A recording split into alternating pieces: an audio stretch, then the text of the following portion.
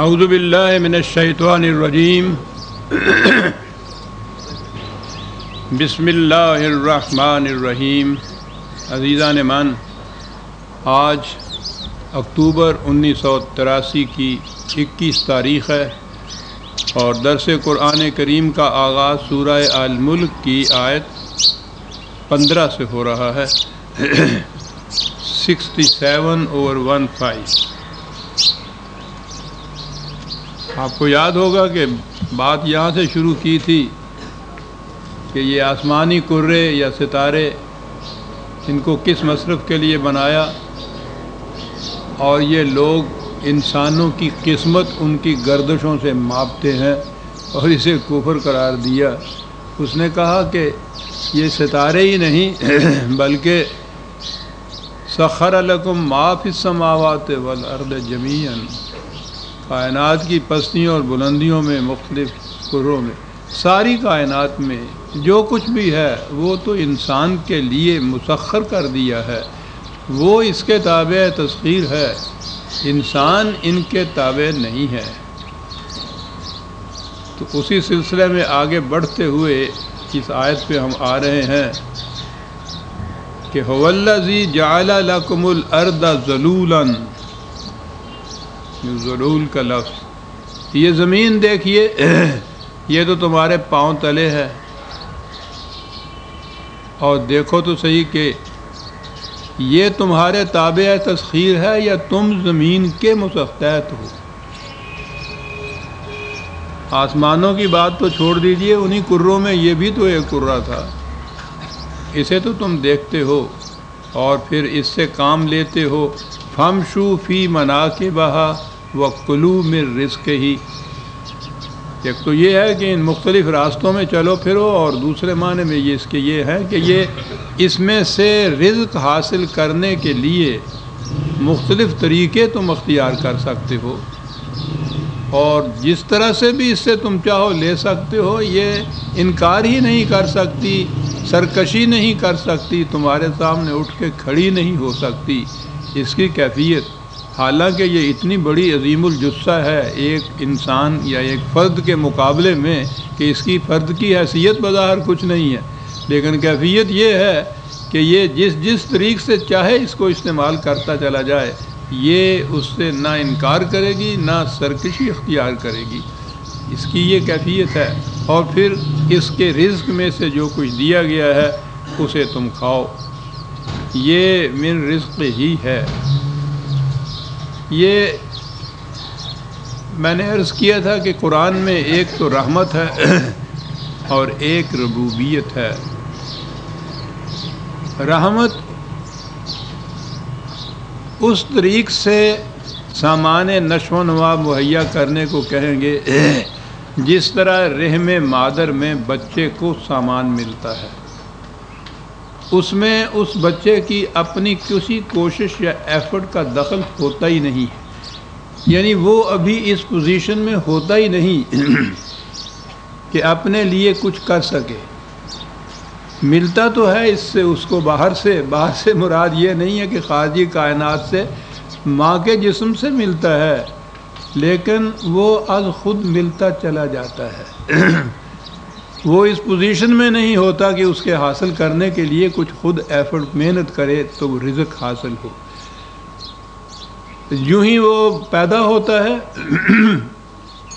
وہی سامان نشو و نما خدائے رحیم کی طرف سے اب وہ تبدیل ہو جاتا ہے ماں کی چھاتیوں کے دودھ سے۔ اب یہ دودھ اس کو پینا پڑتا ہے۔ اب دیکھتے ہیں کہ اس باہر کی دنیا جو کاز اینڈ ایفیکٹ کی دنیا ہے، جس میں یہ نظام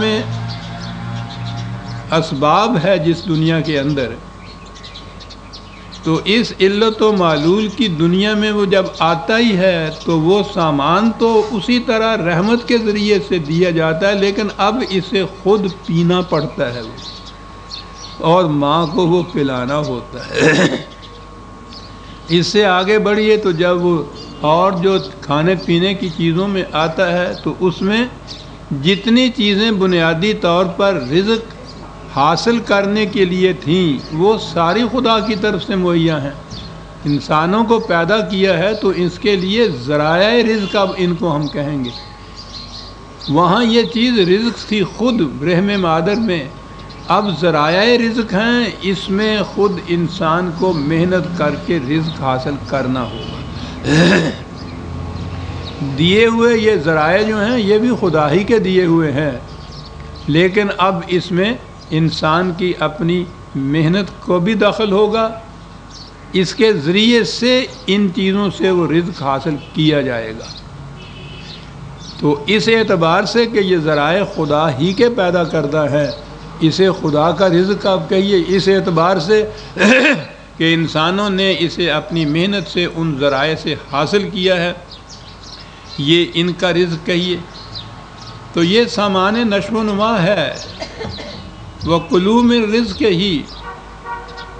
اب یہاں تک تو کافر اور مومن سب یکساں ہیں، جس کا جی چاہے اس زمین سے رزق حاصل کرے، کوشش کرے، محنت کرے، اور جو زیادہ کوشش اور محنت کرے گا اس کو زیادہ حاصل ہو جائے گا۔ اس میں ابھی کفر اور ایمان نہیں آتا، وہ آگے آتا ہے کہ جب یہ رزق حاصل ہو جائے تو پھر اس کی تقسیم کس طرح سے ہونی چاہیے، اصل چیز یہاں آتی ہے۔